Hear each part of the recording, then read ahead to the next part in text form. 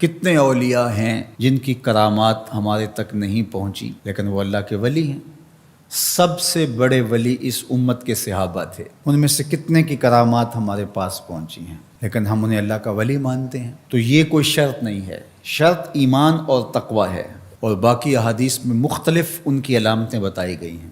الذین اذا رأوا ذکر اللہ، ایمان اور تقوی سے متصف بندگان خدا کی ایک علامت یہ ہے جب تم ان کی صحبت میں بیٹھو تمہیں خدا یاد آ جائے، اللہ کی یاد آنے لگے۔ تو کرامت معیار ولایت نہیں ہے اور شرط ولایت بھی نہیں ہے۔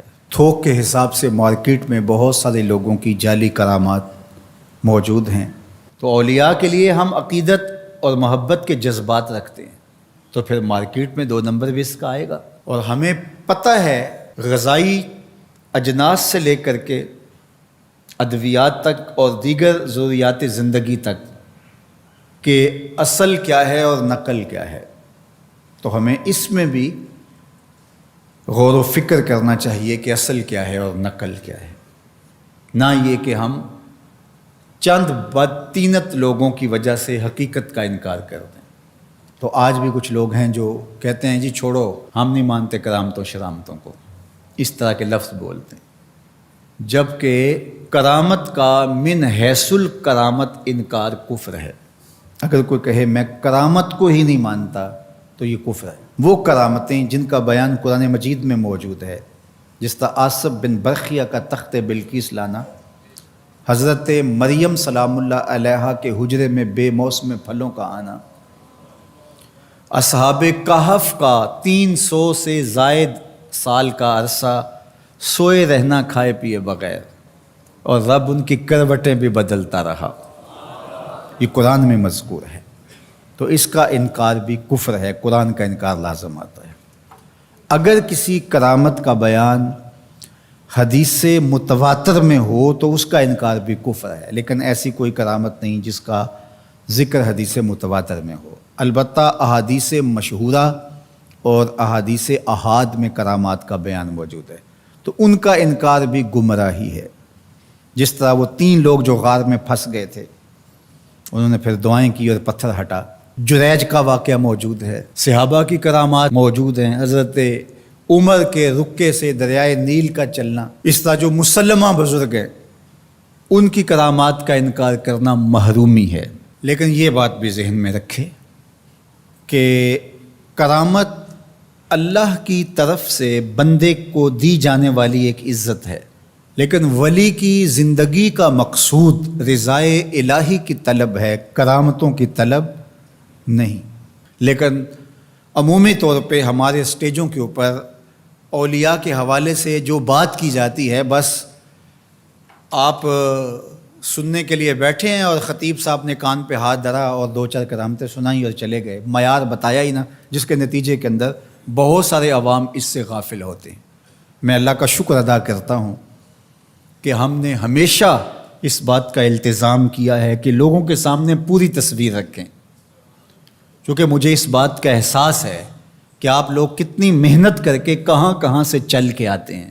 پورے پاکستان میں بلکہ پوری دنیا میں ہم جہاں گئے ہیں، ہمارے سامنے جو لوگ آ کے بیٹھتے ہیں زیادہ تر طبقہ باشعور لوگوں کا ہوتا ہے، تو پھر ہماری ذمہ داریاں اور زیادہ بڑھ جاتی ہیں کہ ہم جو ہے وہ ان کے سامنے وہ بات کریں جو بات کرنی چاہیے۔ اس منبر سے آپ کو وہ چیز نہیں ملے گی جو عوام کی ڈیمانڈ ہوگی، وہ چیز ملے گی جو عوام کی حقیقی ضرورت ہوگی۔